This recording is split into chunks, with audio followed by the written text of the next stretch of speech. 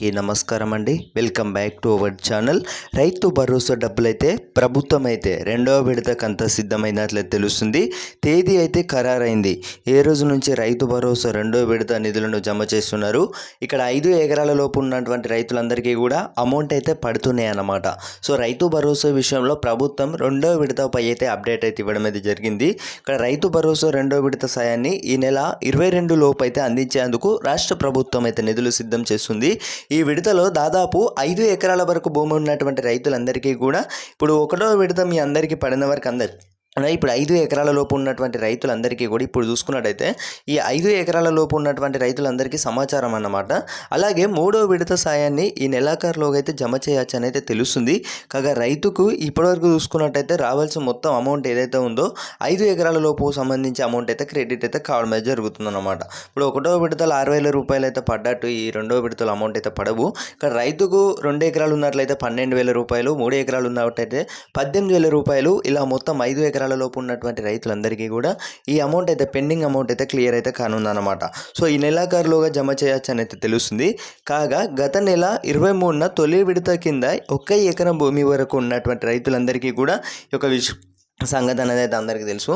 So రైతుకు రావాల్సిన amount అయితే ఖచ్చితంగా అమౌంట్ అయితే క్రెడిట్ అయితే చేస్తామని అయితే ప్రభుత్వం అయితే హామీ ఇవ్వడం అయితే జరిగిందనమాట. సో ఇక్కడ మనం చూసుకున్నట్టయితే 3 విడతలుగా నిధులు విడుదల చేయడం అయితే జరుగుతుందన్నమాట. సో ప్రభుత్వం చూసుకున్నట్లయితే సో ఈ రెండవ విడత ఇప్పటికే దాదాపు 15 రోజులు అయితే పూర్తి కావస్తుంది. మీ అందరికీ కూడా ఈ అమౌంట్ అయితే క్రెడిట్ అయితే కానుందన్నమాట. సో తోటి రైతులందరూ కూడా వెంటనే షేర్ చేయగలరు. మనకు చూసుకున్నట్టయితే ఇక్కడ మనకు తేదీ అనేది కూడా ఖరారైనట్లయితే తెలుస్తుంది. ఈ నెల 22 లోపే మీ అందరికీ అయితే ఈ 5 ఎకరాల లోపు ఉన్నటువంటి అన్నదాతల ఖాతాలోకి ఇక్కడ 5 ఎకరాల లోపు అయితే అమౌంట్ అయితే పెండింగ్ అమౌంట్ అయితే క్లియర్ అయితే కానుందన్నమాట. యాసంగి పంట పెట్టుబడి సాయం అనేది. సో రైతులందరూ కూడా వెంటనే షేర్ చేసి కింద కనబడుతున్న ఒక లైక్ బటన్ అయితే ప్రెస్ చేసి ప్రతి ఒక్కరైతే ఛానల్ని సబ్స్క్రైబ్ అయితే చేసుకోండి. ఎందుకంటే ఇక్కడ మనకు ప్రభుత్వం నుంచి ఎలాంటి అప్డేట్స్ వచ్చినా కూడా మీరు మిస్ అవ్వకుండా తెలియజేస్తాను అనమాట. సో ఇటీవల చూసుకున్నట్టయితే సీఎం రేవంత్ రెడ్డి గారు అయితే రెండో విడతకు అంత సిద్ధం చేశారు, మూడో విడతకు కూడా అంత సిద్ధం చేశారు అనమాట.